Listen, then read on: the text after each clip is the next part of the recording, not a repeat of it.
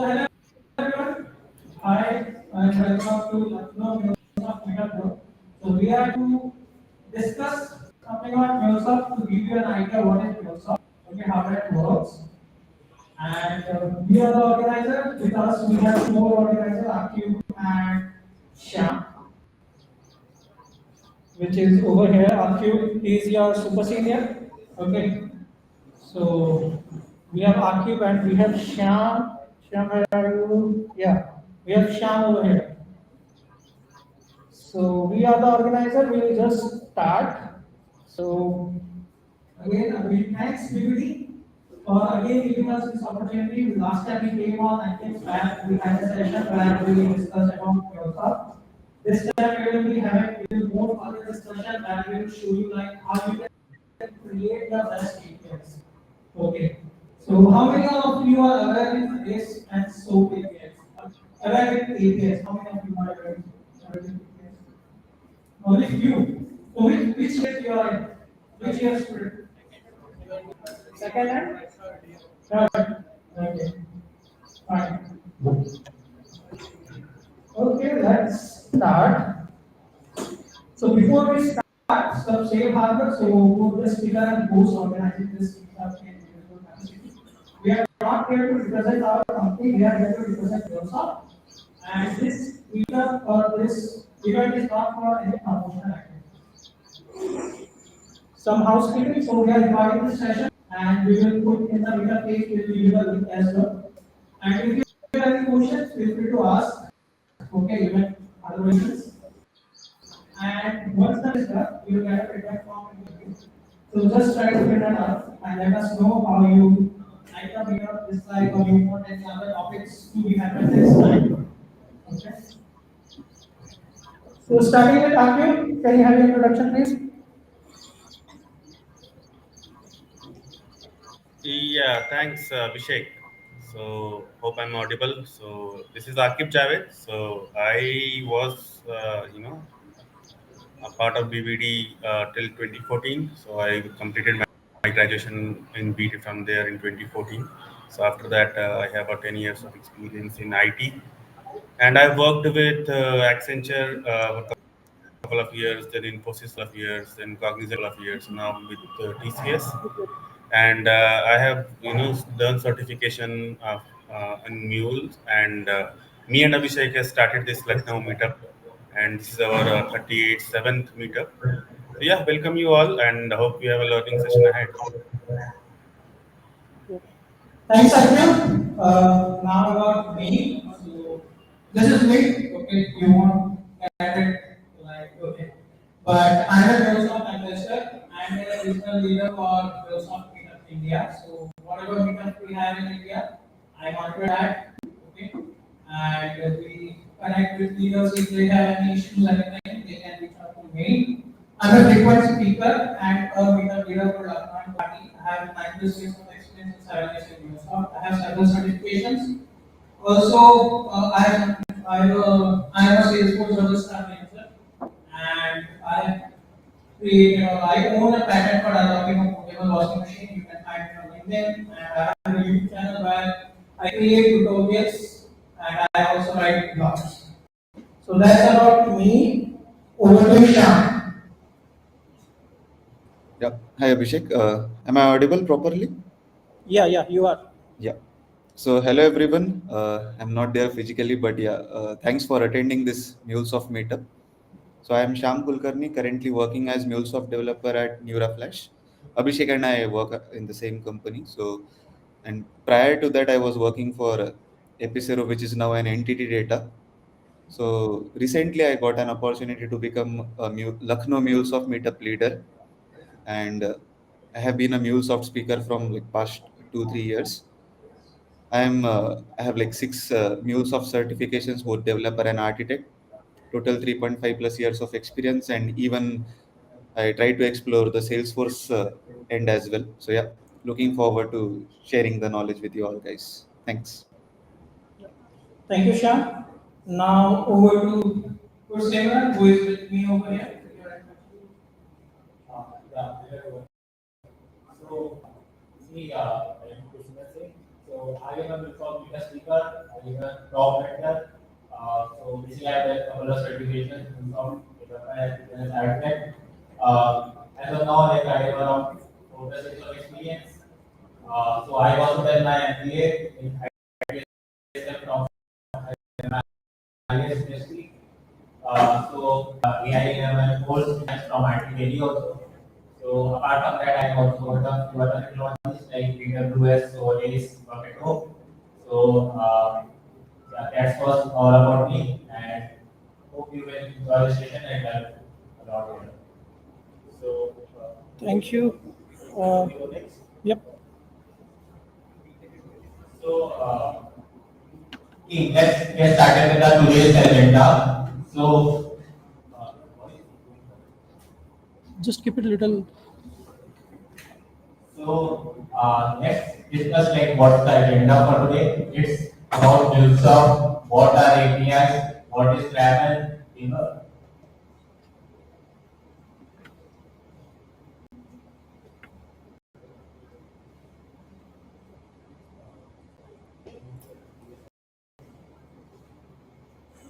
yeah, there are best APIs using method, API security, start your learning with Salesforce, become a member of MuleSoft Meetup. So everyone here, like who all knows about MuleSoft? Does anyone? Like maybe raise their hand. Okay, only one person here. Okay. Can you please me like what do you know about MuleSoft? It is an management software like It is management software. we use Java, deploy, and then backup for API. Anything else you know? But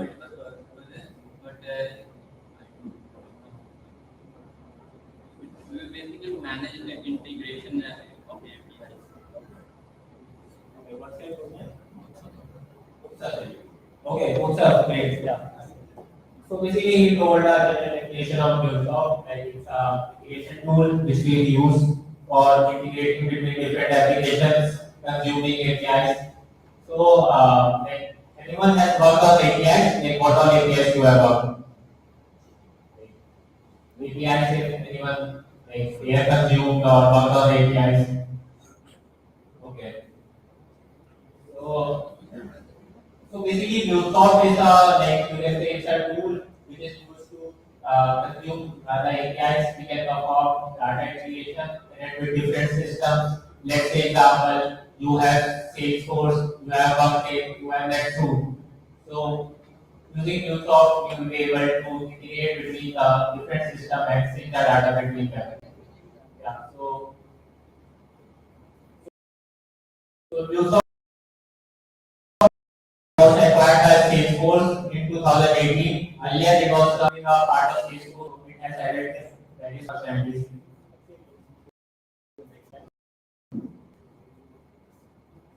Okay.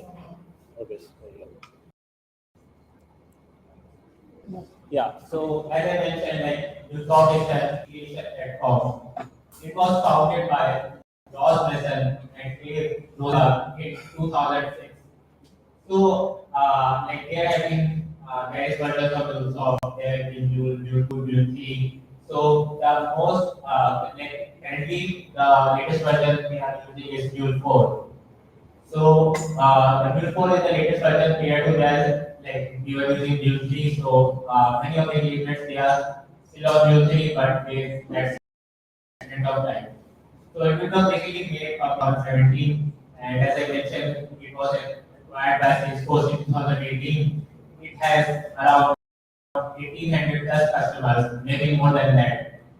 Yeah, so the number of developers is also not less. It's around 1,75,000 developers. So, like, can anyone guess like why its name is kept MuleSoft?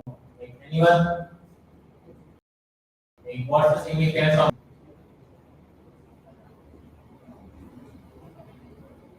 Okay, I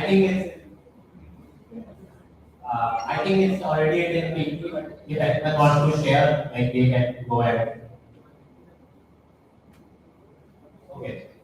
So basically, mule is like a hybrid of donkey and horse. So its creators basically created it to represents the repetitive work. So here like we Keep the the mic little up. Keep it. Yeah, now speak. so earlier the developers used to do repetitive work like evidently. So instead of doing that, like the this tool was introduced to solve. So basically the motive of this tool was to avoid to the repetitive work with more accuracy and speed. So like every organization like business, they want to step ahead from their competitors. So if they have performed in data aggregation, identification systems, they don't want to like move into the legacy they don't want to do the legacy things again and again. So basically they wanted to implement the APIs instead of like doing point to point and doing into a we are developing APIs there in MuleSoft. So the horse here like equivalent speed. So basically the MuleSoft as you can see if the would get a task to work on this like it's very fast. So you can connect between different systems in couple of seconds. So let's say we have to connect from Salesforce to SAP. So it would happen in a couple of days. It gets to develop. Yeah. And then so the platform that emphasizes on ease of development, quick and efficient assembly of components, less custom coding by hand. So it has like that is drag and drop tools. Now what are the APIs?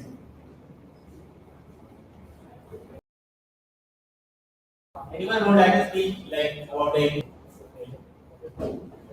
Maybe I will give it a start. APIs are implemented in client and server. That command that acts on some protocols and that act as implemented and fetch data from Good server signal. to the client and client. Keep fast. Okay. Keep moving fast. We're going to explain. Okay. Great. So basically an API like we have like basically API is we can like generally if you use any application like Siri, Google Map, everywhere like we have API. So using that API like we can consume that application metadata. So we have a server, we have a client.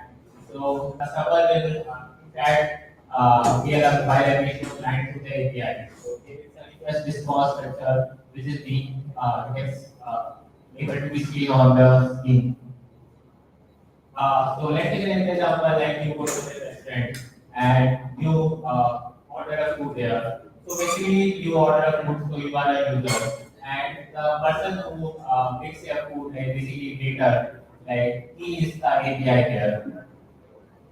So, like we pick the order to the kitchen, then the kitchen will pick the pizza from the kitchen. The waiter will be responsible for communication between the kitchen and the user. So, basically, the waiter acts as a one of the API. So, waiter will deliver the pizza to the table, check the menu, and take the order.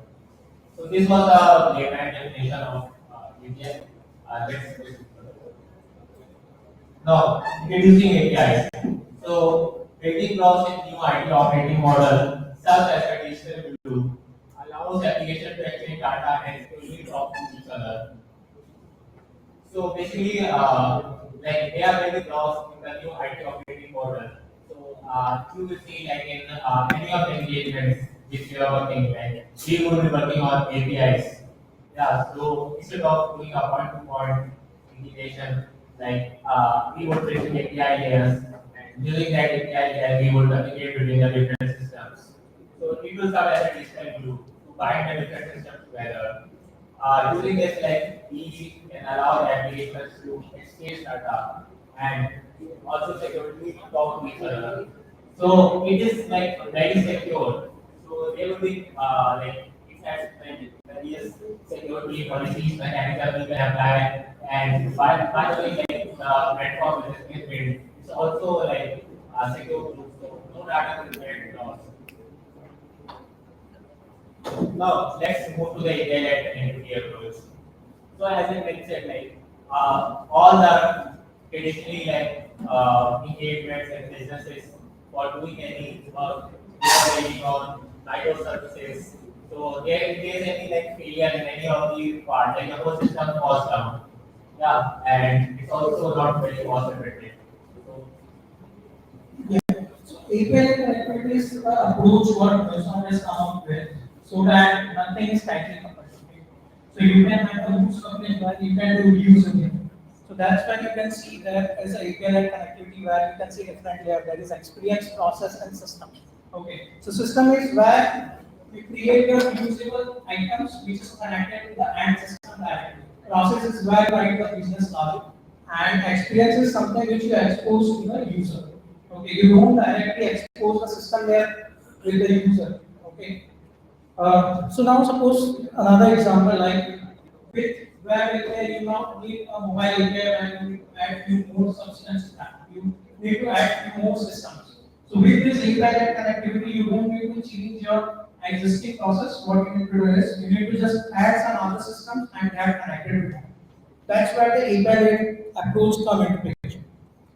Okay, so again, this is divided into three parts like developer, LOPIPs, and central IPs. Where developers is your experience, process is your LOP, and central IP is your system API.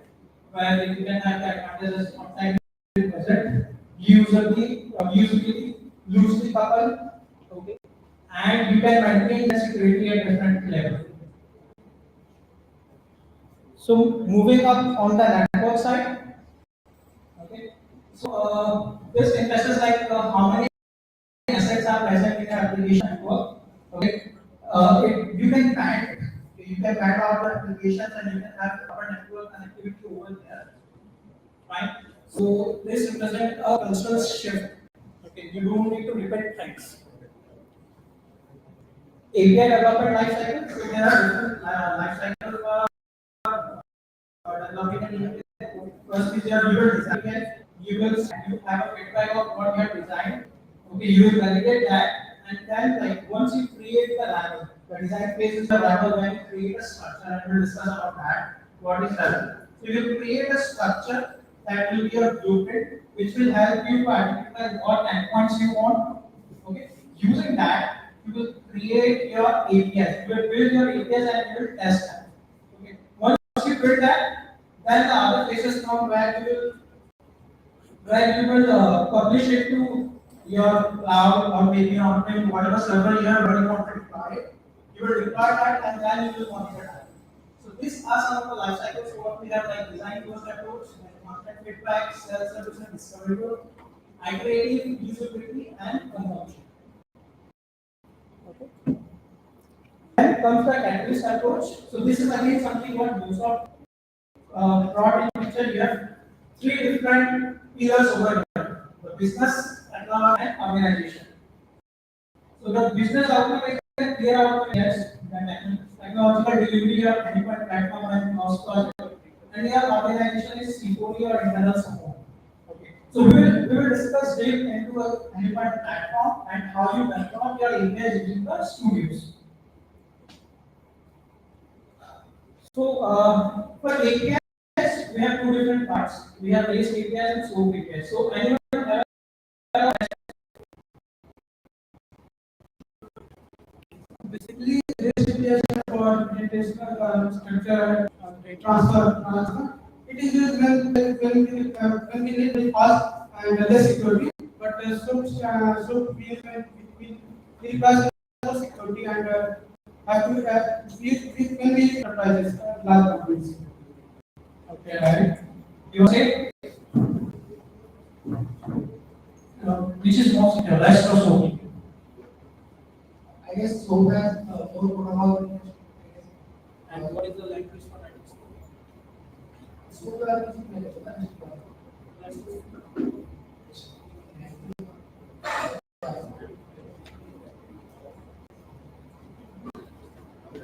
We are so as package software, we use XML for that but it is not that secure. So and it is not that like that it uses multiple sources like XML, HTML, etc.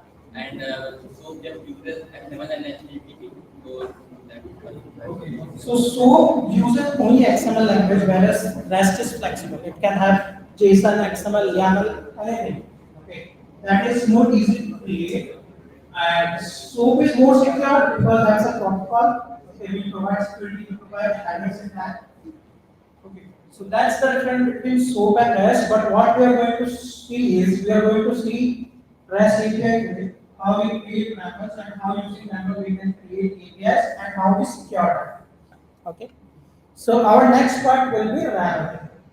So anyone who want to try what is RAML? Have you heard about it any time before? No? Okay. From our virtual audience, anyone want to speak? They can unmute and they can speak. What is Not aware, Abhishek. I'm not aware. yeah, Megan? Not aware about it, Abhishek. Not heard about. Okay. So, No, you are audible here, but I'm not aware of it. yeah, that's what I'm saying. You're not aware. That's fine. I will let you know. Fine. So RAML stands for RESTful API Modeling Language. So as I was mentioning, okay. So we are creating REST APIs, okay, in MuleSoft. So what is RAML is? RAML provides you a structure or blueprint about what you are going to do with your REST APIs. Okay, what endpoints will be there, what kind of inputs will be there, how the output should represent. All this will be defined in the RAML to give a structure, to give an idea, which can also be helpful for creating the documentation. Okay, so this is your first phase where you do the design, then you simulate, then you validate what you have done. Like, have you understood the requirement or not correctly? Then after this, the next steps come where you build your application and then you test it. Okay. So we will see a live demonstration of how we create a RAML. So we have two different parts, API specification and API fragments. So specification is the main part where we create the RAML, and fragments we can say the child of that. So if there is something which is repetitive, we can use fragments to create that, and everything will come in specification. So the most commonly used fragments are data type, library, security scheme, resource type, and traits. Then for best practice, modularization or fragmentation. That means whenever you create a specification, the best practice is you create fragments so that if anything is repetitive, you don't need to create that again and again in your specification. You can just use that. Okay. And these are the naming conventions what you can use whenever you create your RAML or maybe any project what you have created. So these are the best practices. Now let's see, okay, how we create RAML. So this is your Anypoint platform. This is how it looks like. So you get a 30-day trial period whenever you create a platform account. So you need to go to Design Center. In Design Center, once you click on this option, you will get API specification, fragments, async API, okay, all these options what the Design Center gives us. So we will be talking about API specification major. Okay, let me, I hope it is visible, right? Akib? Yes, yes, Abhishek. Okay, so I have already created some. I will just show you what I have done, but I will create a new where we will see the crude operation, that is get, put, post, delete, and patch. Okay, so this is one example. This is my API specification, and you can see, okay, the API specification was written behind that. Okay, after that, I will show that again. Okay, this is my main RAML part. These are the fragments what I have created. Now you can see it over here. Okay, we are not going so deep because it will be very high level, but I have created a data type outside. I will show that like this one. Okay, these are my fragments, traits, security schema, resource type, data type, in which I have got personal information. When I click this, I can see there is a name, phone, and email, right? So in my application, I have called this type as this. Okay, include keyword is required when you do the data type. Okay, once you do that, Now you can use this in your main specification, which is this. Okay. So now let me go back and create a live demo, and we can also mock this and test it. Okay, that is also something we can do. So you can see specifications are written, fragments are written. So by this you can identify whether it is a fragment or a specification. So I will click new. Okay, I will name it as Lucknow demo and create API.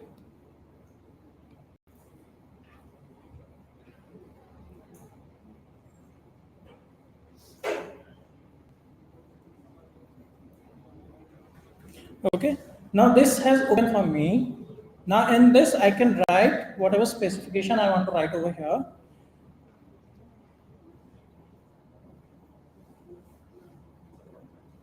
So I will give a description. So see, it also auto sends. Okay, whenever you type something, you will get the options over here. So let me put a description like welcome to Lucknow Meetup BVD. Okay. Now I want to add a endpoint. So what endpoint should I write? I will write students. Okay.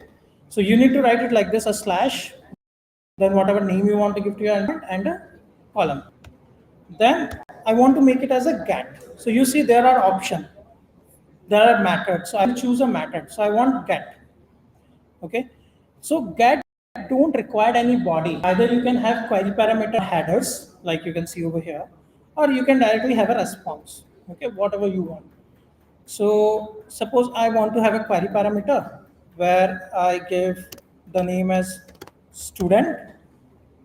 Okay, and an example for this is yes. Just example. Just give me a minute. Yeah. Okay. Akib, I hope you can still hear me, right? Yes, Abhishek. Okay. So this is my query parameter, and you see whenever you are designing it, you can see the documentation over here. Okay. If you click, you can see there is a query parameter which is student, which is required, and yes. So there are two ways. Okay, to make it optional. One is provide a keyword as required, false. If you do that, you see the required option has gone. You can make it true. So you will get required.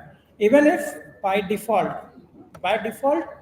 any such fields is true, any such field is required, and by default value is string.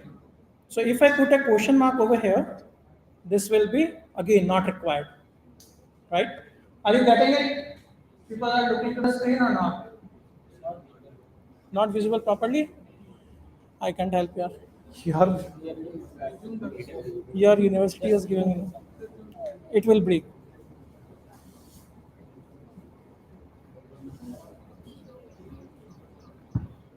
Okay. Now we'll put a response to this. So here, response, my response should be 200 body, and I want to have output as application JSON, where again I can have an example, okay, where I can put it as say JSON, which will be message, and my message will be hello students, welcome to Lucknow Meetup. Okay. Likewise, you can create other methods. Now, suppose I want to create post. Okay. In this, we need a body. So we'll define a body, which will be an application JSON. And here I can define what type. Like if I want to have a object, so I will define property. If I want to have a array, I will define as items. So for now, I'm going with properties. In this, what I want to give? I want to give a name, and I want to give a age. That's it. Let's give an example. So example will be say BBD and age will be say. So this is our 37th meetup. I am giving it as 37. Okay. Now if you see in this documentation, in this summary, you will get this get, okay, where you can also see the example and you can see the post, okay, the post one. So this is what we have defined in our example as a body. So we need to have a response, like what response we want. So we can define that. So responses, again, post means creates a 200 body application JSON and example. So we can give message we want.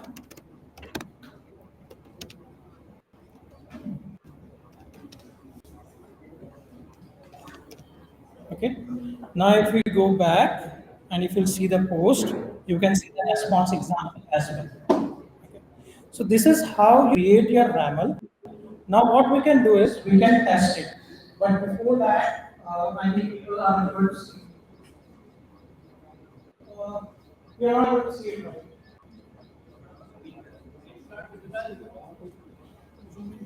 So come here. Come. Please come. Sit over there. You will see. You.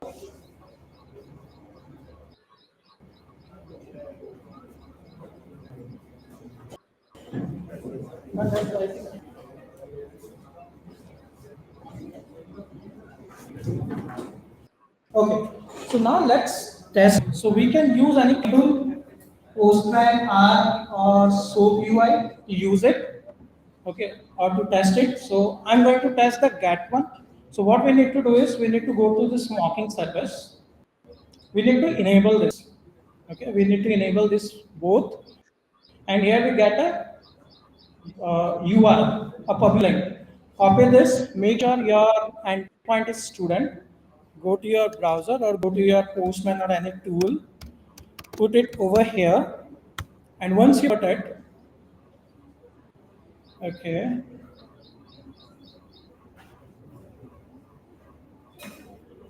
student, Abhishek, sorry, students, yeah, in plural. yeah. Still it is not coming, let me see.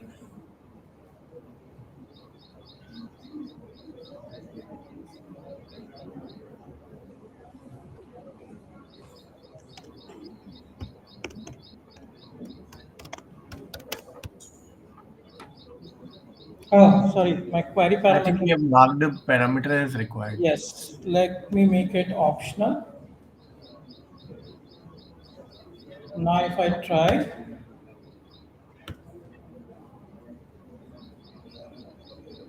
yes, Yes. so hello student, welcome to Lucknow Meetup.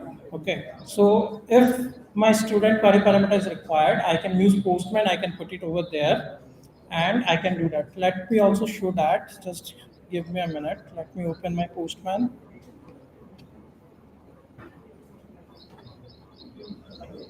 So does this become a public URL when we enable the mock service? Yeah, it do, but you can you can apply traits on that where you can restrict that to have a client ID and client secret. But yeah, this will be inside your application, so probably people will not know. But you can apply the fragments over there to restrict that, so that anyone from outside cannot use that. So Correct. currently, And even you it's can make it as expiration policy, so it will expire after some time. Yeah. So as Abhishek mentioned, right? So this is the first step where we are designing our API. So we Mhm. share this mocking service. Let's say our client has asked to develop one endpoint, so that will go to database and fetch the student names and etc, right? Mhm. So before developing the actual API, right, we design the API in the raml. Mhm. So as Abhishek showed, right, we can add get, post, and put one. So we Mhm. design the API in raml, then the mocking service we can share it to the client. So client can hit it and see, this is the request I am passing and this is the response I am getting. So they are aligned with that or not. So this is the first validation step. If clients is okay, I am agreeing with the response structure, then we go ahead and use it in our developing our API. This is the kind of continuous feedback which Abhishek showed, right? When you develop the API, so there are certain API stages, right? We design the API and then this mocking serve the client, so they can give us feedback on that, right? So constant feedback is the process which is integrated by default in our RAML. Mm-hmm. Okay, sure. Okay, so see, I use Postman, I provided my query parameter, and it is giving me the output. So I hope it makes some sense with the panel. Are we clear or do you have any questions?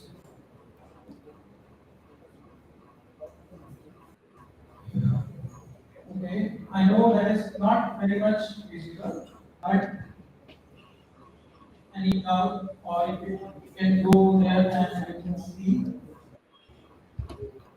Yes, it's not mandatory.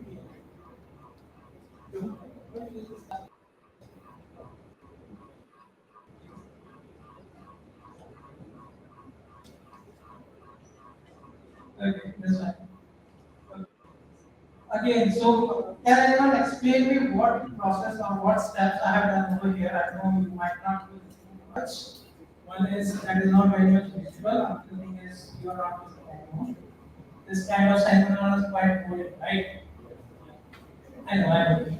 But this is something you might not realize now, but later on when you come into industry, you might be using this. Okay.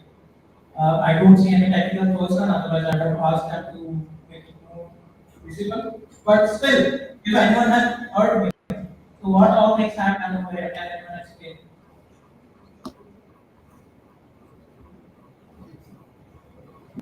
Speak. Can you explain me what I did? You cannot tell me, right? That's fine. Okay, anyone want to try at least? Fine if you are wrong, but anyone want to try? Yes, I can.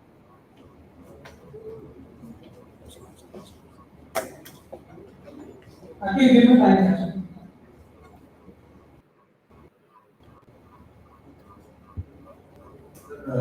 By the time, Akshu, I have a question that can I ask? Yeah, Mrik, go ahead. So, Akib, I wanted to ask, like, till now I haven't utilized MuleSoft. I've just a couple, one or two integrations. So, if we don't use MuleSoft, then this any point design center is it available, or does it comes with license only? Is it freely available? No, so in the trial account, right? Whenever you create trial account, Design Center comes by default. There is no additional thing to use the Design Center.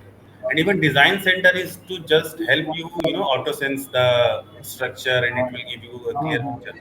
You can write RAML in Notepad also, right? So just the Mm-hmm. indentation you have to take care. Otherwise, Design Center, if you want just to write RAML, you can write RAML outside the Design Center also. So we have raml.org where you can utilize that platform and write the and you can import that RAML in your studio. Also one way. But we use Design Center because the whole flow is integrated, right? Design Center, API Manager, Runtime Manager, Access Management, everything is integrated under one platform, right? Any point dot platform. So Right. under when you use your design center, you can manage the versions here. You can mock the service. All this feature will not be available if you write RAML outside the design center. But yes, you can write the RAML outside the design center also. Yes. Okay. But sometimes the requirement may come and the client is not utilizing MuleSoft. Then how Correct. to write YAML in means in such environment? Do we have any Guys, website not supporting interested, to can that move on. the similar feature like it can auto sense or something to No, come to I write think the that API? no, that I think that much advanced. You can use raml.org. It will help you write the code. Okay, I'm still Ramel. asking. If you're not interested, you can leave. That's fine. Okay, It's thank you. not But mandatory. as Abhishek showed, right? You cannot share the mocking to test your YAML endpoints. These kind of features are only available in the product. So even if your client is not using MuleSoft, right, you can share this mocking service to them. For them, it will be just hit the endpoint and get the response, right? Yeah, thank you. Or you can onboard your client as a public user on the on that is also possible. So that option is also available. So even they don't have access, they can still log in and see the lines. Yeah. Okay. Okay. So what are APIs? Question mark.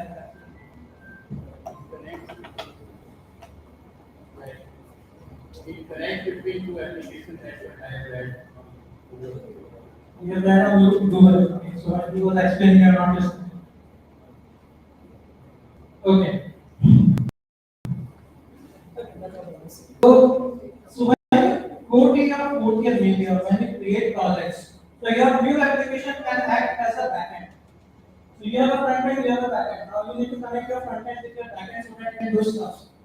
Okay, you get free domains as well like virtuals. Okay, you can have paid one as well. Okay, you heard about databases, MongoDB or MySQL. Okay, so what we can do with MuleSoft is we can connect all those backend services like database, Salesforce. Okay, and you can pass the data from one system to another system. So this is your backend. You create APIs, you connect with your front end, and you do things.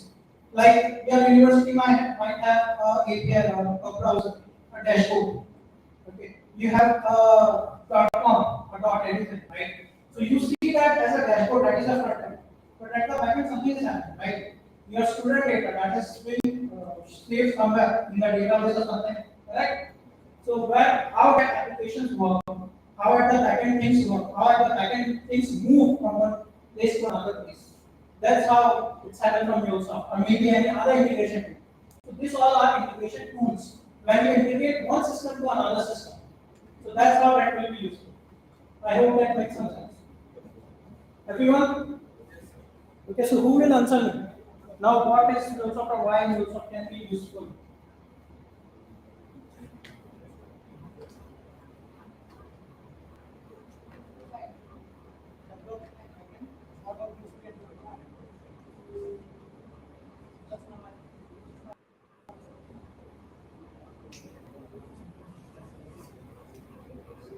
So, guys, if you are not clear of anything, please ask. Like we have already covered this. Like this.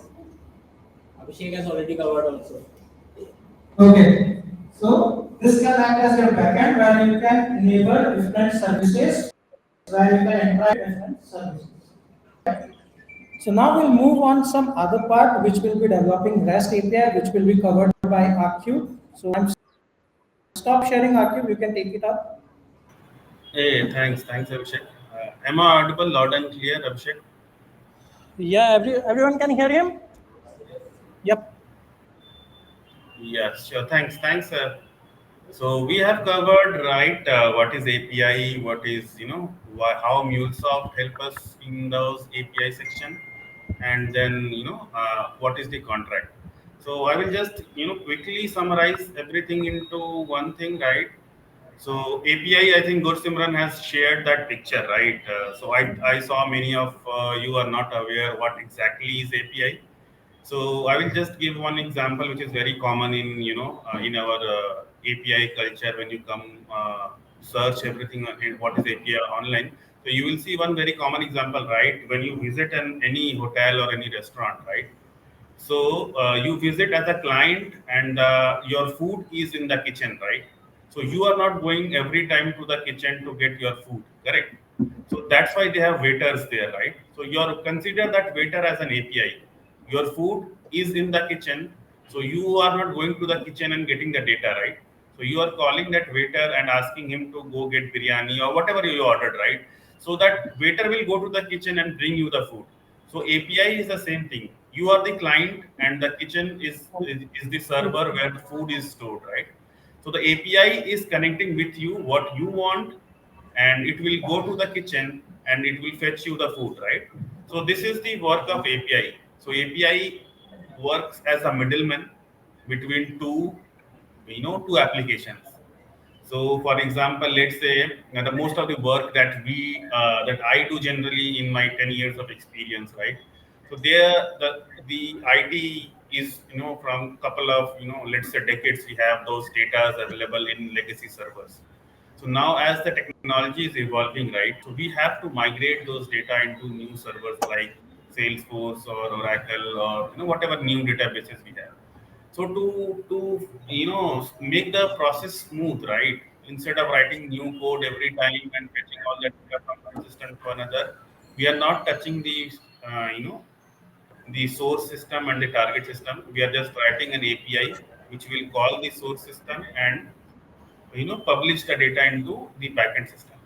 So that's how MuleSoft helps us in writing those APIs. So I will start. Most of the part which we saw what is API, how we develop it. So I will actually show you how to develop an API using MuleSoft. So let me share my screen.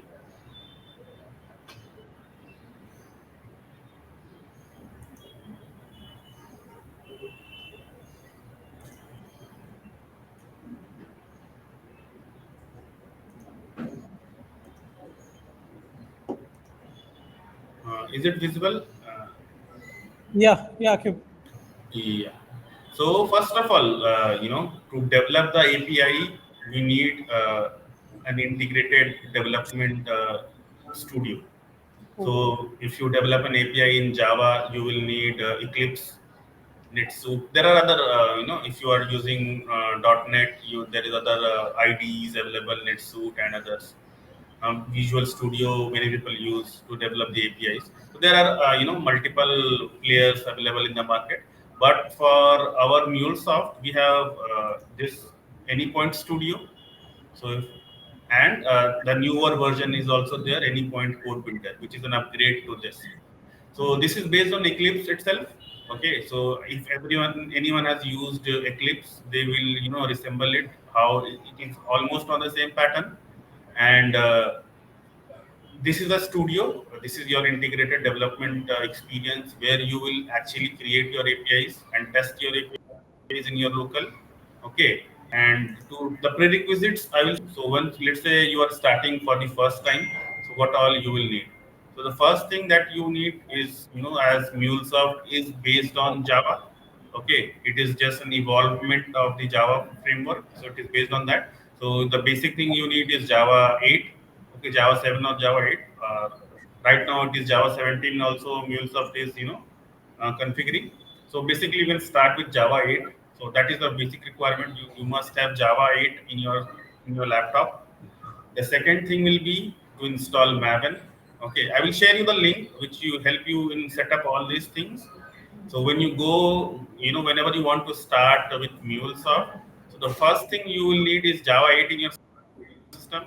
Second you will need is to download all the jars, right? Whatever jars you are using in your application, when you write a API, you will use some jars, HTTP or some database jars. So Maven helps you in downloading all those in backend. So most of you might be aware, most of you might not be aware. So you can just see what is the use of Maven. So it will help you to download all the jars in your local system. So when you deploy your API, it will download those jars in the backend and refer it.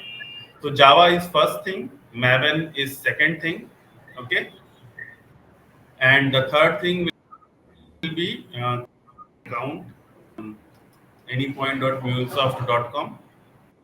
So you see this page. Abhishek will share you all the links. Okay, so this is the anypoint.mulesoft.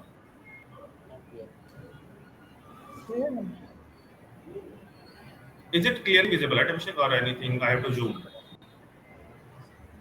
What, Yaqub? I have to zoom or it is visible? No, no, you are visible. Like over here, we are discussing for the project. Okay. Okay. So this is a website which Anypoint has, this MuleSoft has given to us. So this is one single place where you can design your API, where you can develop your API, and where you can deploy your API. So that is the one of the greatest feature that none other integration platform provided. This is not in that MuleSoft is the alone integration in the market. There are multiple others from Dell and from HP. There are multiple integration framework which are available. But how MuleSoft help us smooth line the process is that it gives you one single place to design your API, and then develop your API, and then deploy your API, and then monitor your APIs also. So all the basic things that you need for an API is available at one single website, No, no. anypoint.mulesoft.com. Screen. Yeah. Carry on. Okay, well, mute. Yeah. So first thing you have to do the sign up. So I have done the sign. If you click on sign up, you will see this page. You just fulfill it. Nothing is nothing is um, hard coded and anything. Just fill your name, email, country, company name, anything you can write. That is not a mandatory check at their end. So just to make sure you have the profile. Once you create your profile, you can go ahead and sign in. So I have created this BBD or 1123, and I will sign in. Okay. So once you sign in, you see this is the page where Abhishek was also there. He used Design Center to design that contract, what your API will do. It will get the data, post the data, anything. Okay. And then this is to download the studio. Okay. So the studio which I am showing here, I have downloaded it from here. So you just use this website, okay, and you can design and download the studio first, and then you see there are multiple management center, right? API manager where you can apply the policies to restrict someone else. Let's say you deploy an API and you don't want everyone to use it, so you can apply those policies here, okay. And then runtime manager where you will deploy the API. I will show you, and then monitor how your API is performing. It is slow or fast, from which countries or which cities are using your APIs. So all those monitor you can. Access management is there. I don't want to go in deep. We will have another session to go through all the features. So right now our focus is to download the studio. Okay, sign up on this Anypoint MuleSoft, and then download the studio, and then develop one simple API and deploy it. Okay, using runtime man. So these three things I will focus. Okay, so step one: install Java, install Maven, sign up on this Anypoint MuleSoft, download the studio, and just you don't have to install it also. There will be zip file, and you just have to extract it, and just open this, and it will open like this. So once we are here, okay, so you will see there are three different sections. The first section is where your all the projects whatever you create, it will be under package explorer, whatever projects you create. And the middle section is whatever changes you do, and the third section is where you drag and drop the connectors, what connectors you want to use. So three sections. First section is to create your projects. Second section is your working area where you will work on your API, and third section is the available connectors which MuleSoft provides you to make your life simpler. I will show you. Okay. So first thing, you open this, and what I will do, I will go to file. I will create a new Mule project. Okay. I will name this as first API demo. Okay. Okay, so runtime is as Gursimran mentioned, right? Current, the latest runtime is 4.4. So it has taken up, and you see there are options here. Import a published API, import a RAML, and download which Abhishek designed. So these three also we can use. So all the contracts will be loaded automatically. But I will just show you a simpler version of this. I will not use any of these. Okay. So just I will have given the project name, okay, and nothing else. I will just finish it.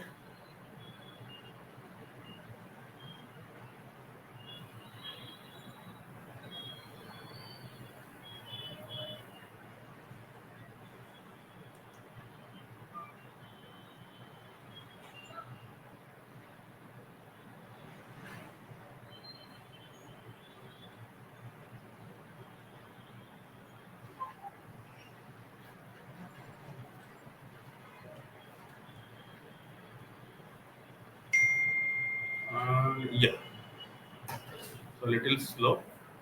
So it will automatically once you just create one project, it will just create different folders for different uses. Okay, so it has created one simple section for you, nothing in that, and other folders once you start using, you will know when to use Java and when to use. So let's not focus on that. So it will create one project in your package explorer, first API demo BPD. Okay, and it will add one just a simple file in that, nothing in that, just an empty file. Okay, so why MuleSoft is popular, we will show a low code no code platform, right? You have to write minimal code to deploy your API or develop your APIs. So major of the things are already available in this Mule palette, which I've explained, right? In the third section, MuleSoft gives you all the components that you need. Okay, so it has created an empty page for us. The working area is empty now.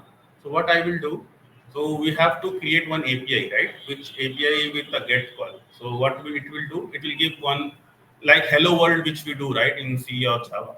So same thing I will create. So what first we have to do is to add a listener. Okay, listener means the API will listen to this address. Okay, so you see, I just clicked on this listener and drag and drop here.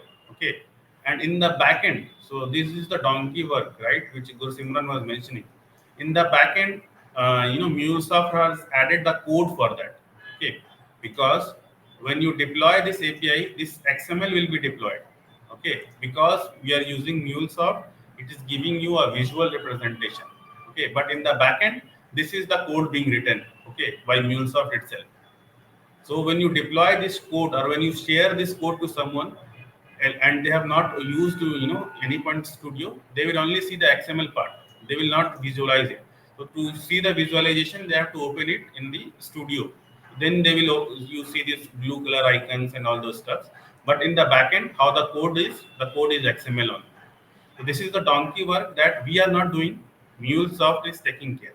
You just drag and drop a listener. Listener is needed because your API will listen to this, address. We will see. So if I configure this,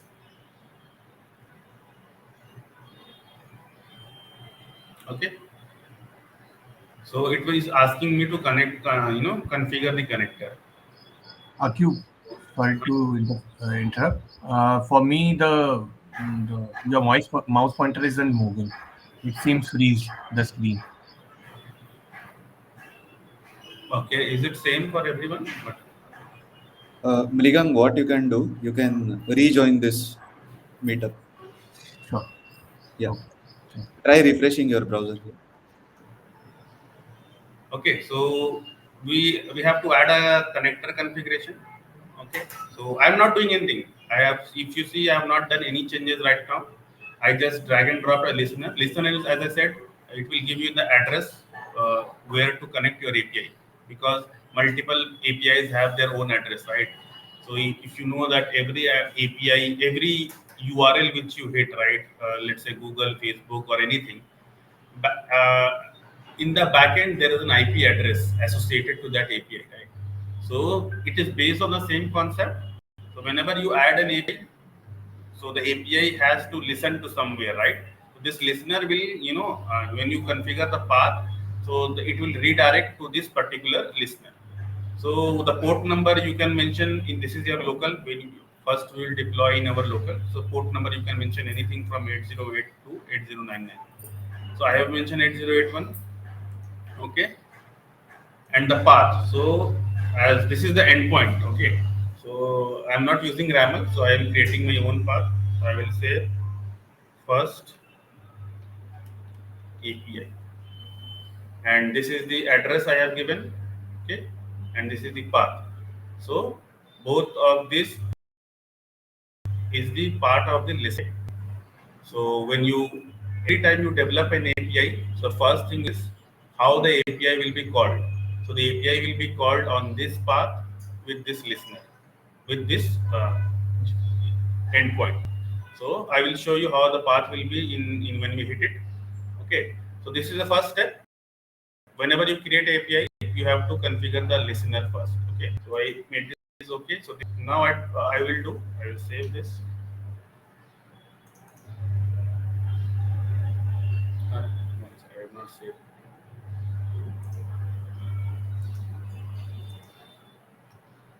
First, okay. See, no errors are there. I have configured the listener, the path, and the port number. Now I will add one what message I need to show when someone hits my API. Okay, so I will just drag and drop this. So this is the features available in MuleSoft. You can drag and drop everything. You will see there are multiple operations which you can do are available by default on the palette. Okay, to drag and drop. So you don't have to write the XML code for those. So this is the best feature that MuleSoft provides. You don't have to write codes manually for all you see.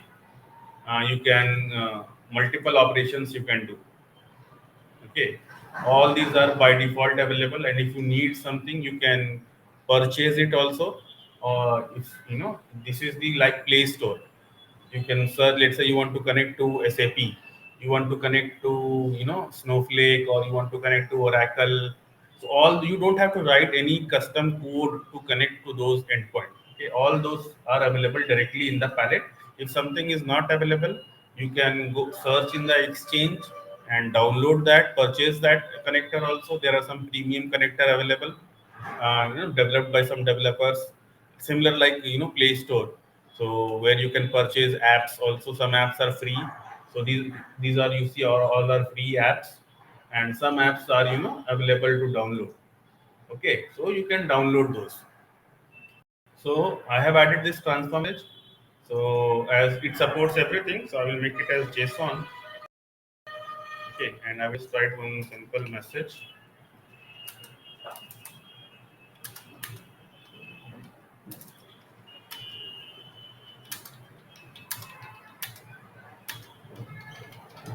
Okay, this is the hello world kind of thing. Okay, I added it. Okay, so this is done. So I add one listener. So API will listen to this 8081 path, and I have added one message. What message to show? So this is the format. This is the data weave language. So which is part of MuleSoft. Right now it is second version. So we will, once we start exploring, come to know these tags are mandatory whenever you write. Okay, and this is the message I want to show. Okay, so this is done. I will save this. So we are done. We have created our first API. Okay, so it will display the hello world. And you see, I have just written only this part. Okay, but if you remember, when you have to write in Java or C, right? You have to import all a number of lines, then system out dot println, multiple things you have to write. But here, when I came on Mule, right, when I'm creating the first API, I have not written a single line of code. Okay, I just drag and drop the connectors. I just written what I need to show. Okay, so all the donkey work. If you see our code, right, this is our code. Okay, so imagine writing this on your own, say, or on your own on a notepad. How difficult it is, right? So these are all the donkey work that Mule has done in the backend, and this is how you are seeing the API, right? But when you share this to someone who is not using MuleSoft, he will see that this is the code. Okay, and you will deploy it, and it will work fine. I will show you. Okay, so I have saved it, everything I have saved. Now I will just deploy it. Okay, so to deploy it, I will we have run configuration to run the project. We will select which project to deploy. I have to deploy this first API demo BBD. Okay, apply and run this project.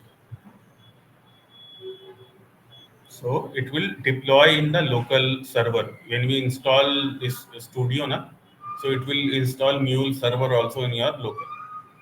So it is deploying into that Mule server locally, and we will see how to deploy it on cloud also. Okay.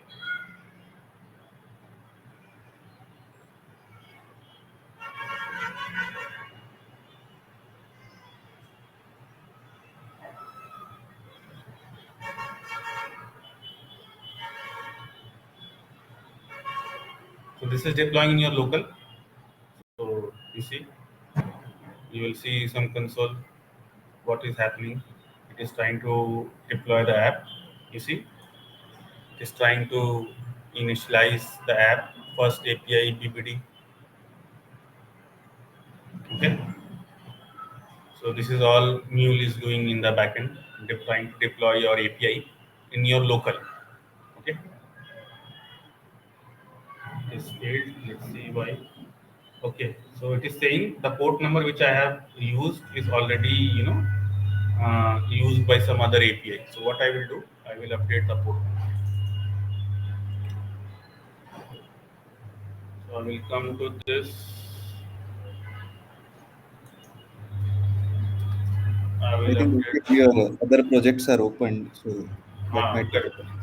Yeah. I will update the port number and I will delete this. So I have updated the port number. Okay, I will save this because I have other projects open and might be, our other applications in my might be consuming that.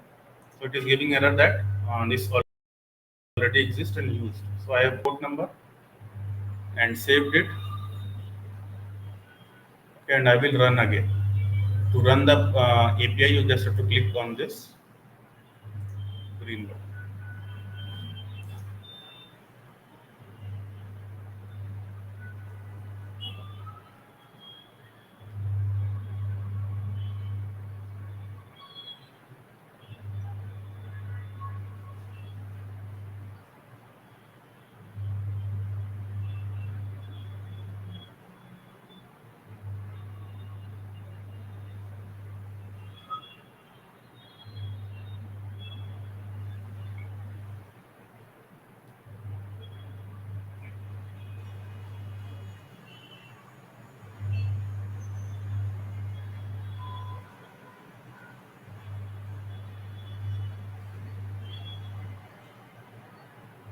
Okay, so it is deployed.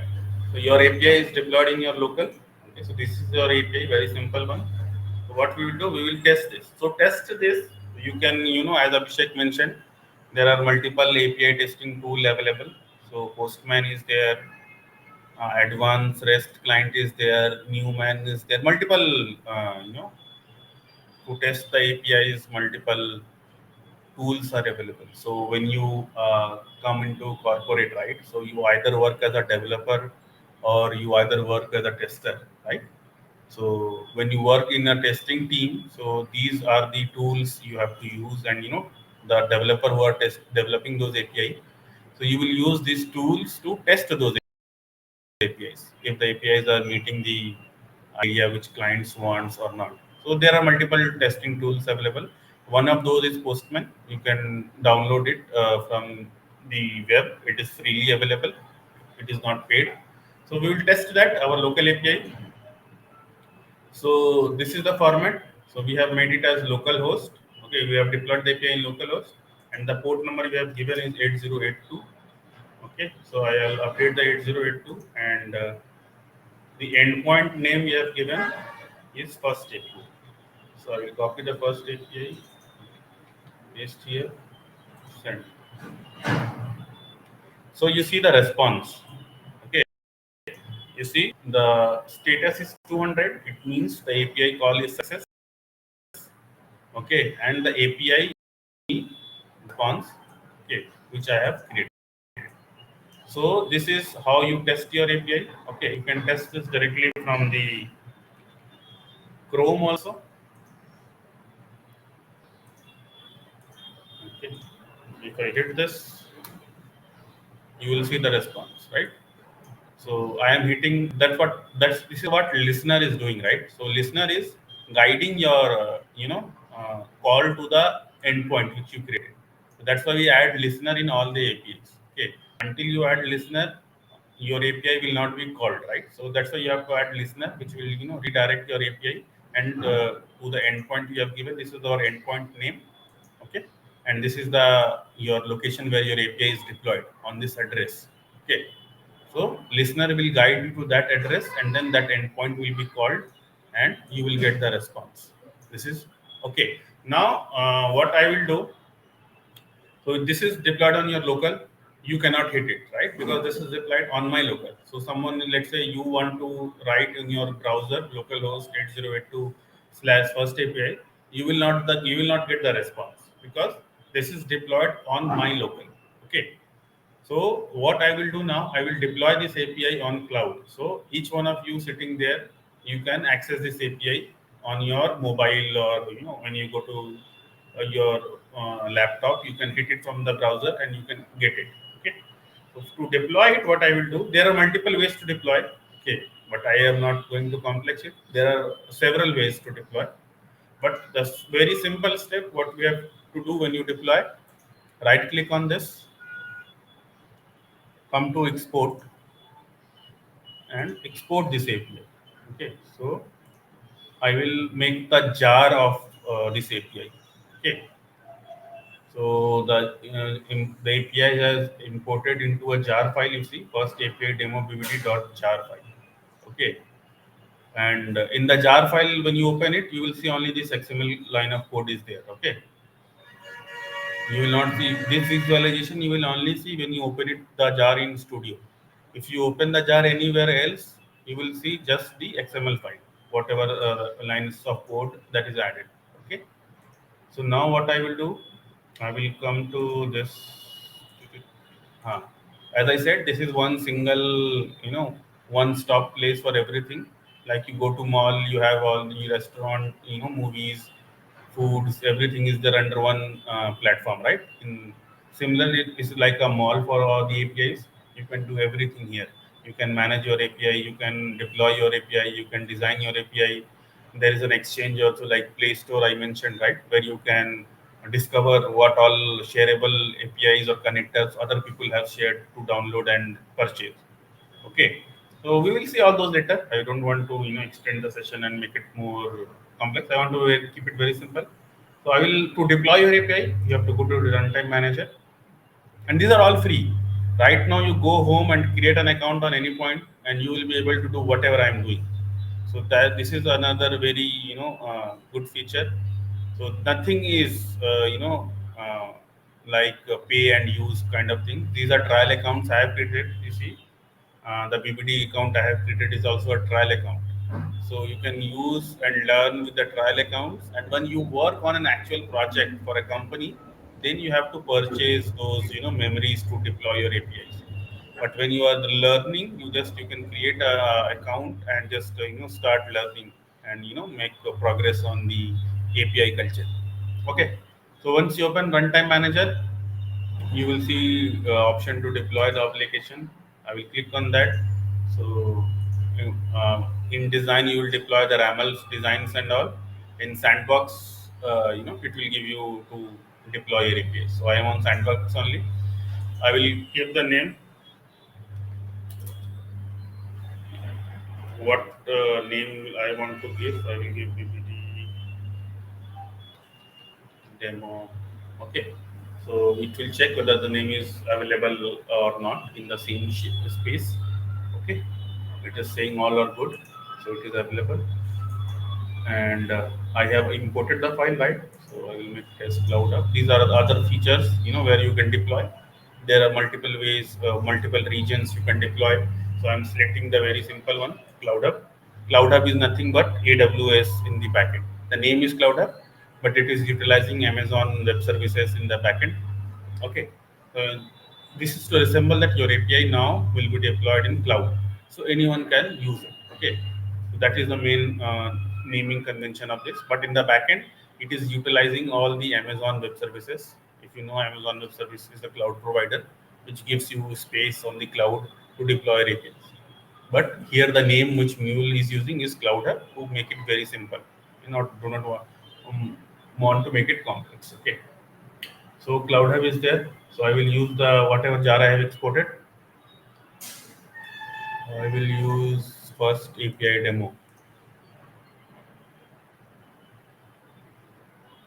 Okay. I am not touching anything. So once you work in the project, so you have to configure it as per the need. But I'm not touching anything. Whatever is there by default settings, I will deploy the application. So once it deploys the application, right, it will give you one URL. Right now it is deploying it.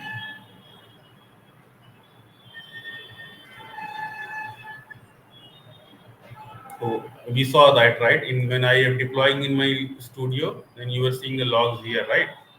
Now when you are deploying on cloud, right, you will see the logs here.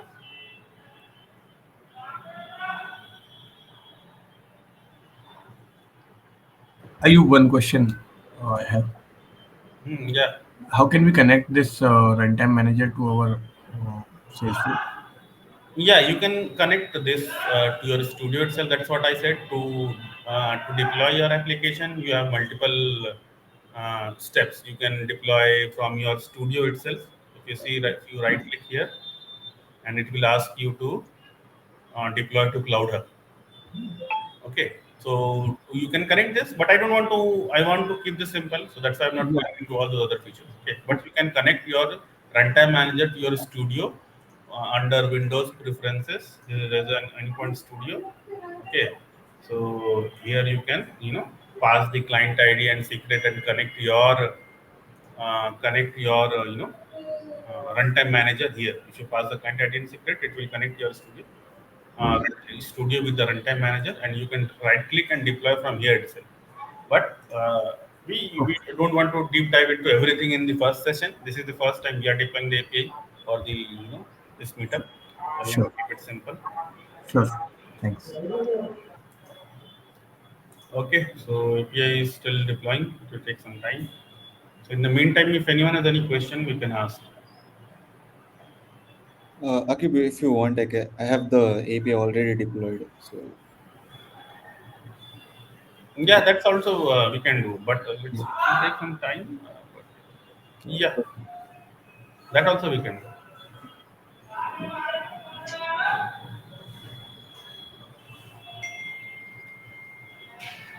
It is almost done. Let's see.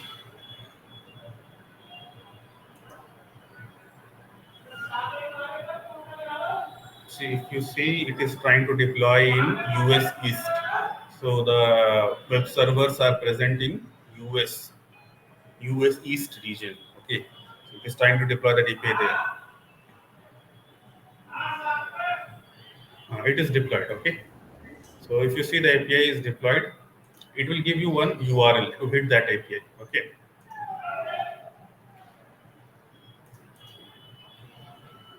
so this is the URL that Cloud Hub has given to us. Okay, BBD demo. It has deployed in US East, and this is deployed on Cloud Hub. So this is the URL it has given to us. Okay, so now I will copy this. So as I said, I will go to the this one. Okay, and I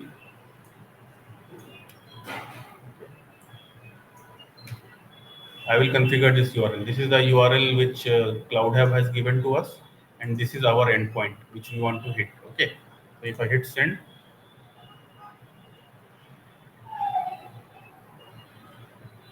HTTP.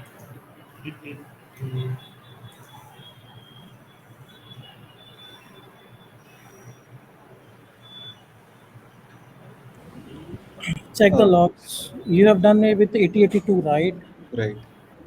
So it either it need to be http.port or 8081.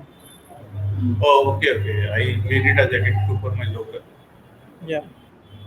Okay, got it. One second. I will update the port number and export it. But I guess Shyam can show that he already have that deployed and working, right? That is also here. Yeah. So this is how we create and we deploy it. And once we do that, we got the URL and we can test it out.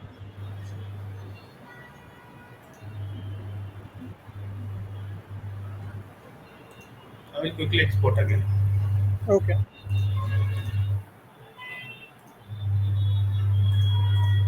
So let's say you want to do any changes in your API, you will change the API and export it again, and then come to this place, choose file, upload file. Okay, scroll down, again select the new jar which you have replaced it, open it again, apply changes. So whatever new changes, let's say some new changes you have done, so you have to export the API again and then upload the file again. So the new changes will be reflected.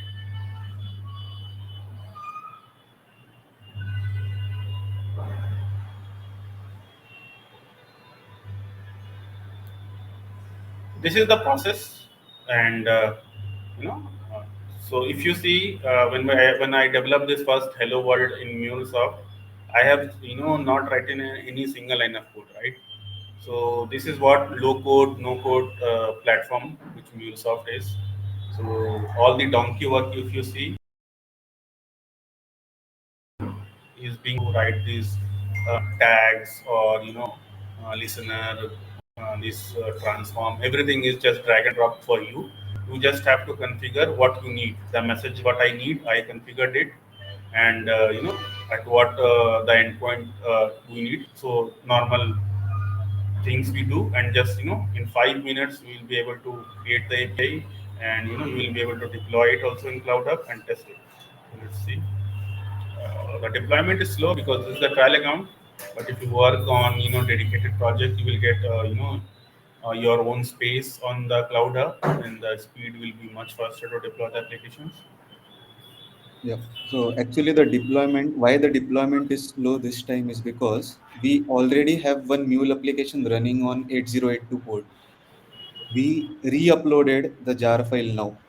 Now CloudUp tries to achieve 99.99% uptime. Okay, so there will be like zero downtime. It tries to achieve. Now what it does, unless and until this newer application gets deployed, the previous application will continue to stay until this newer version gets deployed. Once this newer version gets deployed, the previous version will be removed. So that's why it will take some like 4 to 5 minutes to do this.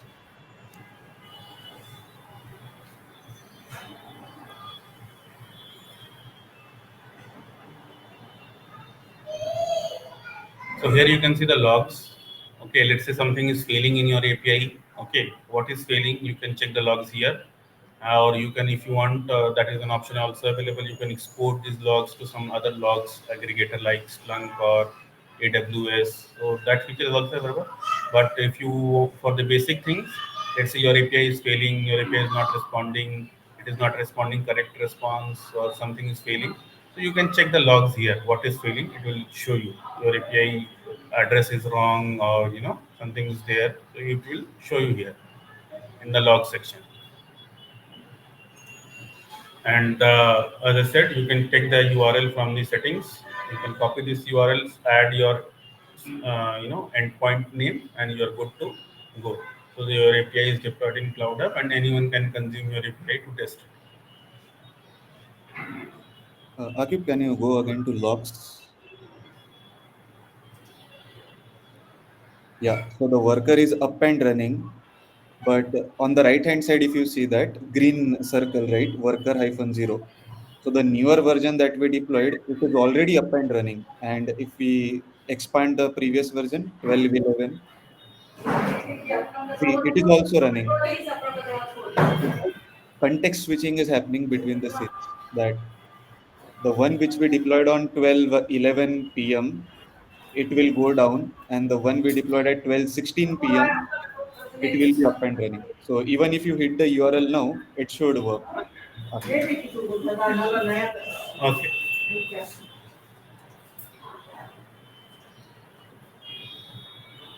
No, still it's not working. Uh, It is pointing to the old one. Make it HTTP. You are putting HTTPS. Okay. yeah. Yeah. See. So this is our API. So we have not configured HTTP. If you see, we have configured HTTP only. So if you see, so we can make it as HTTPS also. So to make it more secure, then you have to add certificates and all.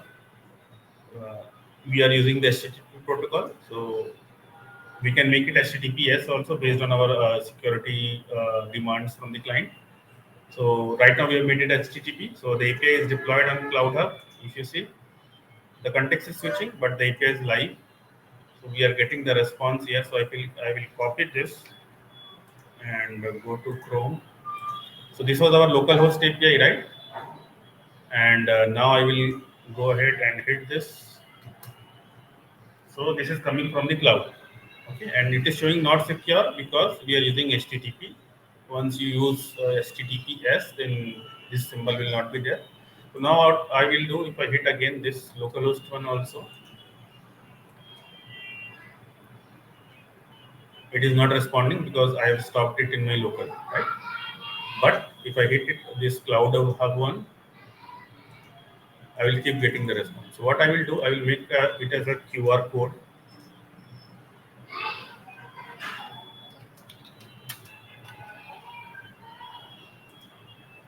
Okay, and paste it.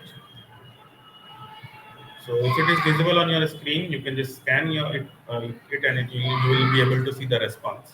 Or you can hit this API also. I will paste in the chat.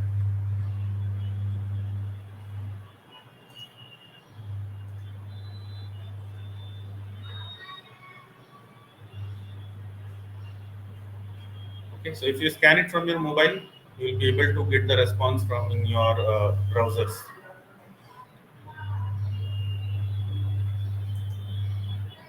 So this is it. Abhishek, anything else we have to cover? That's fine. Just give a minute. I'm asking students if they want to scan the QR and see if they are getting the results.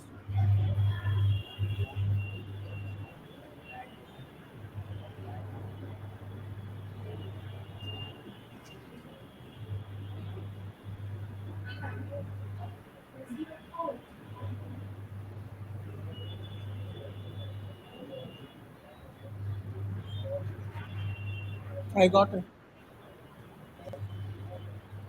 Come here and scan. Try it.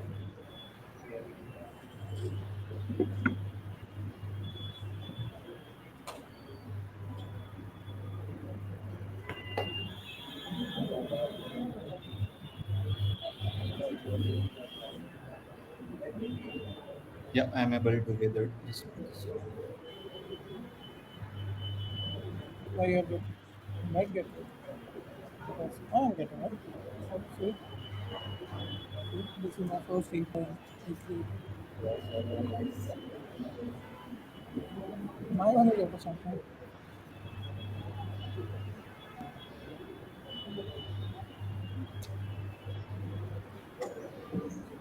Okay, some of them are getting bad gateway, maybe some issues with their camera or something, but I am able to get it. Yep. Are you It getting might it? be browser settings. What are you getting? You can type this. You can type this also in your browser. Or if you want, you can type this. You're not getting it? BBD hyphen. Your camera I think doesn't work that way. I think Abhishek, it might be their browser settings to not allow like non-secure connections. Correct, correct. Based on the browser settings also. Correct. So, students are getting bad gateway. This is because you are doing it from Google. See, I will show you. 502.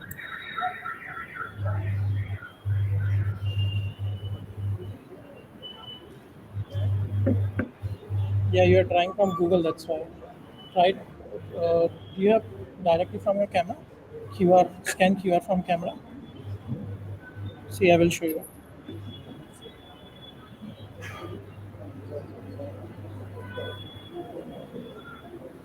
See, Yeah, in the mobile we are getting the error. I believe what is happening is from when I'm scanning the QR and moving to that respective URL, it is though it is only taking HTTPS. Where is the URL that is working is in HTTP. I think in Correct. mobile browsers it is only taking HTTPS and not allowing HTTP protocol. That's why it is blocking it. But Right. why when I do the same in my laptop, it is opening the URL and it is giving the response also. Yeah, it is based on your browser setting to not allow unsecure URLs because this is HTTP, so it is considering this as unsecure. Yeah. Cool, Akib. I think we can move on the last API security. Yeah. Yeah, sure. Thanks, Abhishek. Thank you. You can stop sharing and Sam can pick it up. Yeah. Let me know if my screen is visible properly and my audio is also proper. Abhishek. Just give me 1 minute, Sam. Mm-hmm. But we will be here and you can ask us. Some of them has already created their account, so we can guide using that as well if you want. Okay, we can help you out with that. Once this is over, I will again explain few things. Yeah, over to you, Sham. Yeah. Is the slides visible? Yep. Okay. So now we are going to look at the API security part. So API security is all about the protecting an API, which is an application programming interface, so that only the right people or systems can use it and no one can misuse or harm it. Now, you can think of an API like a door to your house. Okay. You wouldn't want just anyone to walk in, right? So you want to check who is at the door before letting them in. If he is your friend, you can let him in, but if he is a stranger, you won't let him in, right? So this is called as authentication. It is like asking for a password or an ID. Now, once they enter into your house, okay, now you can control what they can do inside your house, right? They cannot directly go into the kitchen and all, right? So this is authorization, what they are able to do once they are authenticated. Okay. So maybe they can visit the living room but not the bedroom, depending on their role. So limit how someone can knock on your door to prevent someone from, let's say, annoying you by constantly ringing the bell. So this is rate limiting, which will prevent overloading your API. So the API security, this ensures that only trusted people or systems can access the API. They are only allowed to do what they are authorized for, and the API isn't like overwhelmed by too many requests at once. Okay, it is like 100 friends have gathered at your door. Okay, so they cannot enter at once, basically. So in short, like API security helps keep your digital door safe, and it ensures it is only used by the right people in the right way. Okay, so okay, is this picture visible properly, Abhishek? Yeah. Okay. So we can imagine like a monkey is dressed as a traffic police officer at a, let's say, busy intersection. Okay. And he's controlling the flow of vehicles. In IT terms, we will say, so vehicle, you can make an analogy to data. Okay. Vehicle is same as data. And so he's controlling the flow of vehicles or data with this red, green, and blue lights, yellow lights. So this intersection is like an API where the cars or any vehicles, right? They need to follow the rules to pass through the safely, right? Without causing any chaos. So API security is like making sure each vehicle at the intersection has permission to go through. And this monkey is not just an ordinary traffic officer. It is equipped with like fancy tools to keep the traffic in check. Okay. Now we are going to look at few of the MuleSoft policies. Okay, like basic authentication, client ID enforcement, and rate limiting SLA based. But in order to give you a brief, like what these policies are, there are multiple policies, but we are just going to look at three of them because it is easy to define and look at it. So basic authentication. So what that monkey will do, he will make sure that each driver, the client, okay, he can prove who they are before letting them enter the intersection. So basically, if they can show the valid driver license, okay, so you can convert the driving license as a username and password. Okay, when you log into Facebook, you actually enter the username and password, right? So that is basically a basic authentication policy. Okay, what is client ID enforcement? So now the monkey will check each car's special sticker. Okay, let's say FASTag or something like that. This is client ID. Okay, to know which service or type of vehicle it is, and maybe certain types of vehicle have permission to enter the special lanes, right? Like VIP or something like that, while the others won't be entering the VIP lane directly. Okay. And what is rate limiting? The monkey is also managing the overall traffic, right? Even if all the vehicles have valid driver licenses, they have valid stickers, okay, there is still a limit to how many can pass through at once. Let's say that that particular road can only allow to pass, let's say, 10 vehicles at a time, okay, and if 12 vehicles are coming, that monkey officer will actually stop the two of them, okay, because the limit is 10 vehicles at a time. Now the monkey ensures that no one car hogs the road by enforcing a strict limit on how often each vehicle can pass, and this will avoid the traffic jam. So this was just a basic analogy, okay, that we had a look. Let's look at the MuleSoft gateway, okay. Uh, Whatever Abhishek did, so okay, let me show you here. I have already done that. Is my API designer visible, Abhishek? No? You have stopped sharing your screen. Oh, wait.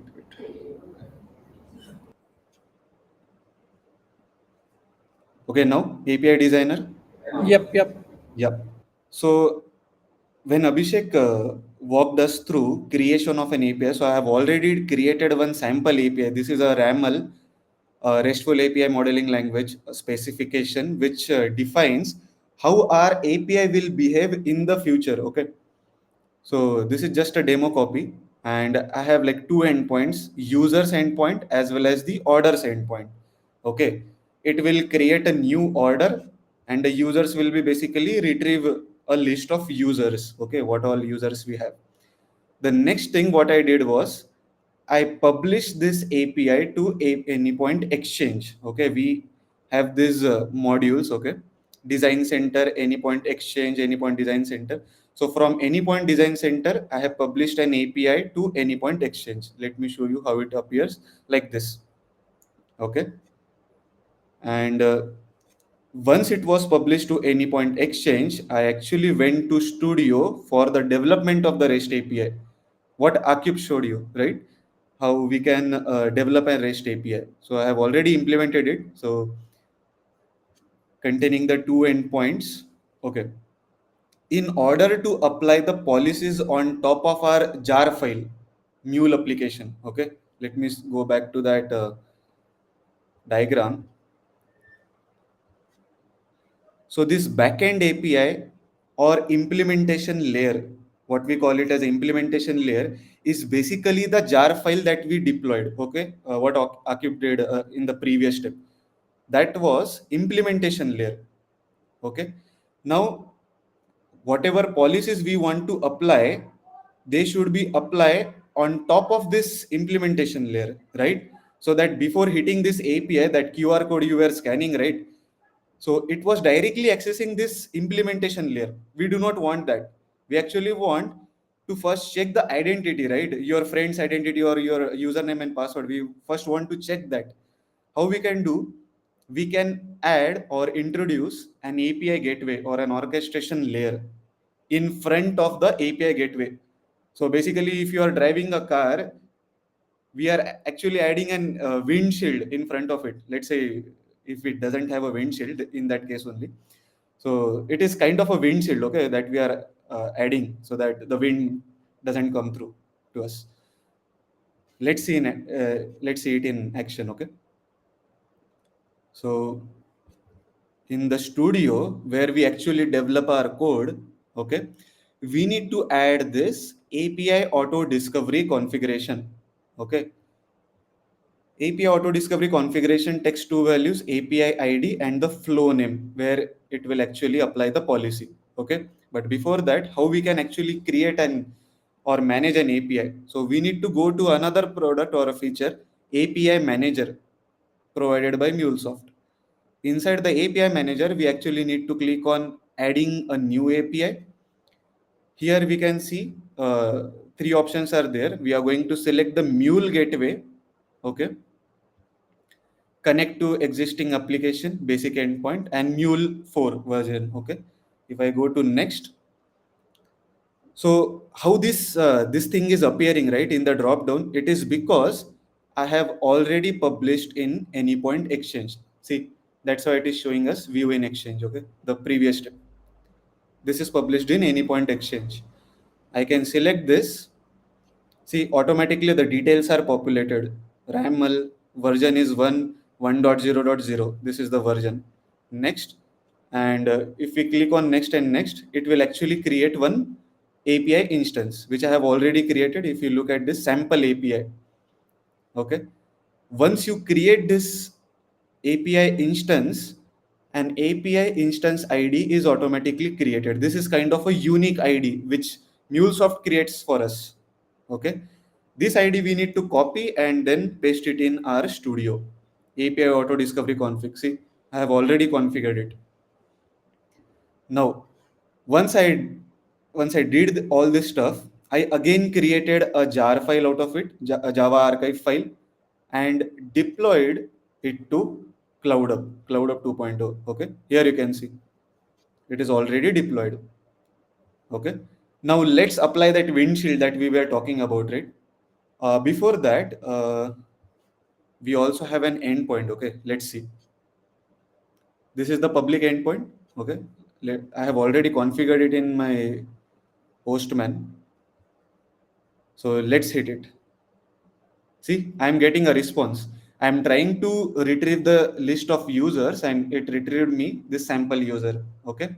And if I do continuously keep on sending the request, see, I'm getting the response every time. Okay. I'll send this to you over the chat. Wherever there is, you can give it a try. Even there is another endpoint like creation of orders. Let's see if it is working properly. Yeah, see, I'm getting the order details as well. So this is another endpoint. Now, let's apply the policies on top of it. So first policy. If anybody wants to try this API, right, they can try it out. It is with HTTPS, so there won't be any problem. Okay. Now, okay, let me go to API manager. And within this API instance, sample API that we have, we are going to add a policies under this policies tab. Okay, add the policies. Let's see basic authentication. Okay, it is similar to how you log in into Facebook. Okay, you add username and password. Similarly, in order to visit that API to get the response out of it, you need to pass in an username and password. So let me search basic authentication. See, basic authentication simple is there. I'll click on next. Username and password. I'll give the username as mule admin and let's say the password as MuleSoft @123. Okay, this is my policy. And I am applying this policy to all our resources. What are resources? Okay, to simplify, at the end, if you see /orders /users, okay, this is nothing but resources. Okay, in terminology wise. So let me go again back. So this is what I have set, username and user password. I will now apply. Okay, so the policy is applied now, but the process of applying this policy and keeping it in front of our implementation, the diagram that we saw here, this will take like 10 or 20 seconds to populate, because what happens, our MuleSoft, wherever our Mule application is deployed, right, in runtime manager CloudUp, it has a mechanism, or there is one agent. If I go a bit more technical, there is an Anypoint runtime manager agent. What it does, it continuously goes to the API manager and looks if a policy is applied or not. So it is similar to like you went to a pizza shop, right, and you ordered an pizza. Okay, so instead of that waiter coming to you again and again, you are himself like going to that waiter and checking, or going to the kitchen that is my pizza ready, is my pizza ready. Every 10 seconds you are trying to go and check. Okay, So similar to that, here also the same concept will get applied. Okay, so let's see if it applies the policy. It will take some time. Okay, and it will appear in the logs as well that basic authentication policy is applied. Okay,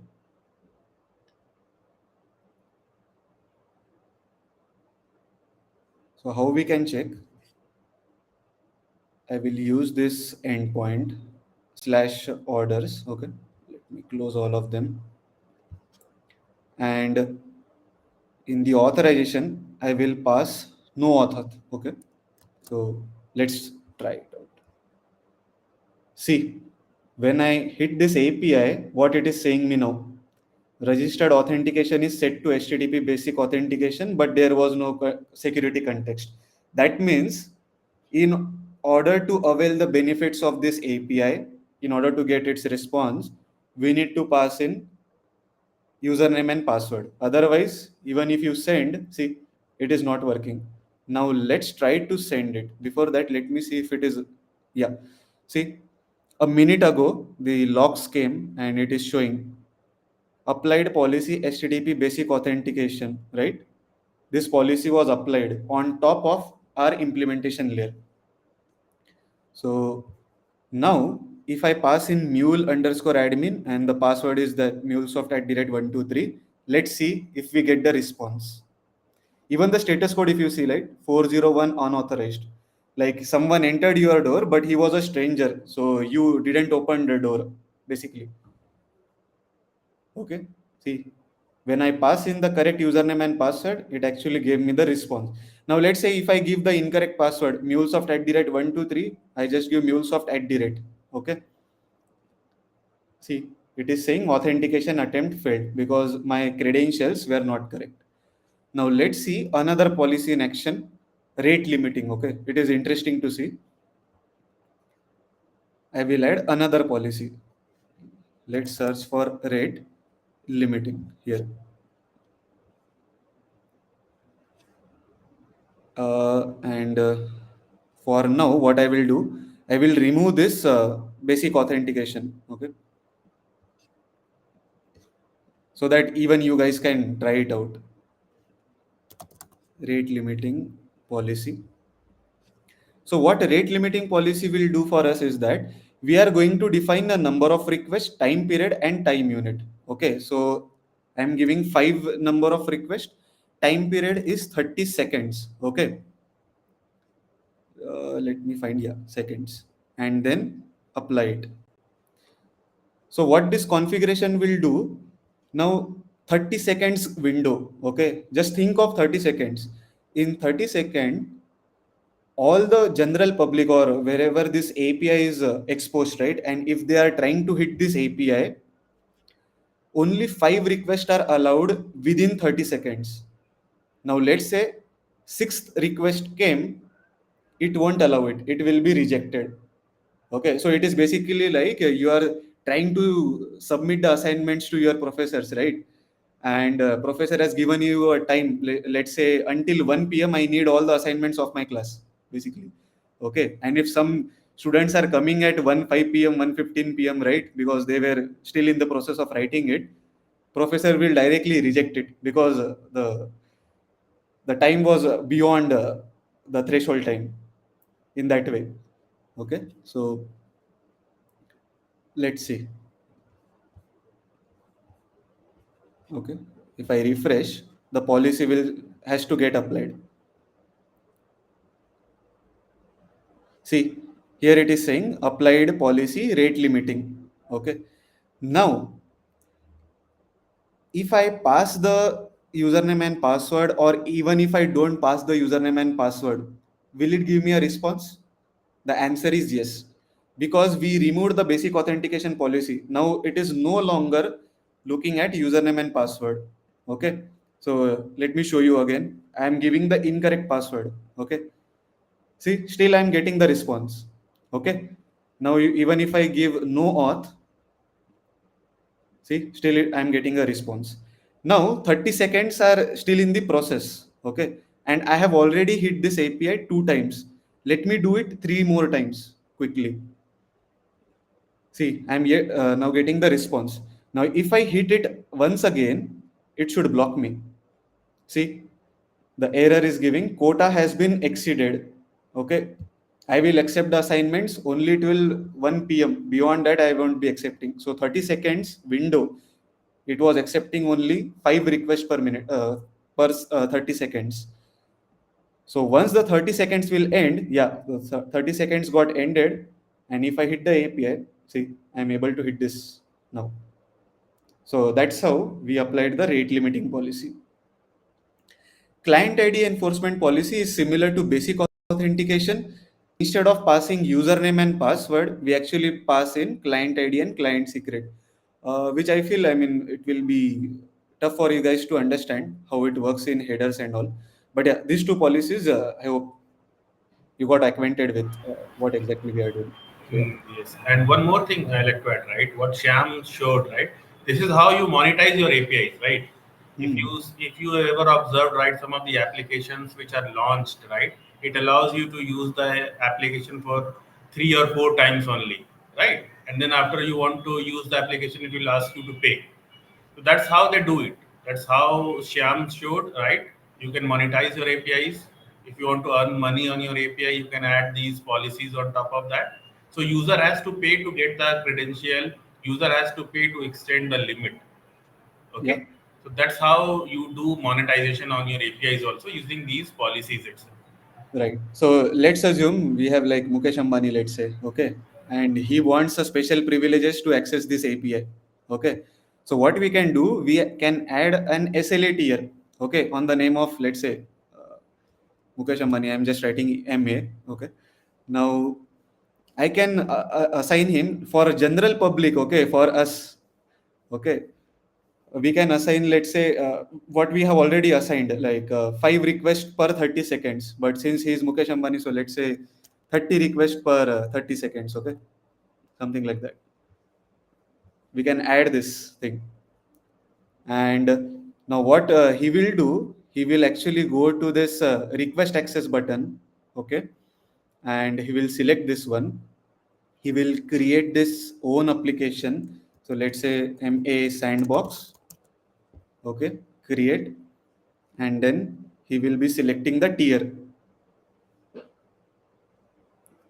MA tier, okay, which is having this extra privileges like 30 request in 30 seconds, and he will try to request access. Someone from the admin team, okay, he will go to this contracts, okay. See, the contract is appearing over here, which let's say he has requested for. Now I am approving it that, yeah, I'm giving you special privileges to do 30 requests in 30 seconds. Okay, approve. Once it is approved, okay, we will actually get the credentials for him, and the credentials can be found in any point exchange, my applications, MS sandbox. Yeah, these credentials. So let me copy them.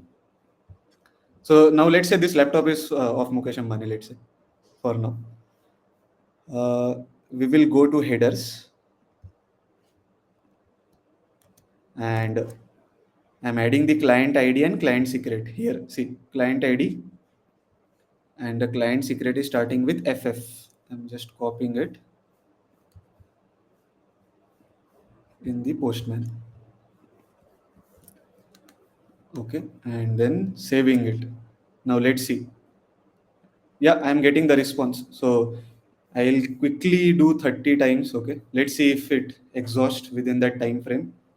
See, the quota has been exceeded now. So that's how you can apply the special privileges as well in this rate limiting policy for him. So yeah. Any questions you have? You can. So, any question? Maybe I can also, for in-person audience, I can have that later. But from virtual, do you have anything from anyone? No, I'm good. Thank you. It was a nice session. So, just the last part for learning. So you can go trainer.salesforce.com, okay, where you can get everything about Salesforce and MuleSoft. So that's the what you can use, and you can be a part to our MuleSoft community over LinkedIn. You can either type this URL or scan the QR code for that. Okay, you can use this, or simply can go to LinkedIn and you can follow MuleSoft community and you can get it. So this is why part of that you can use Salesforce for your learning. And now we can have questions and anything you can discuss with that.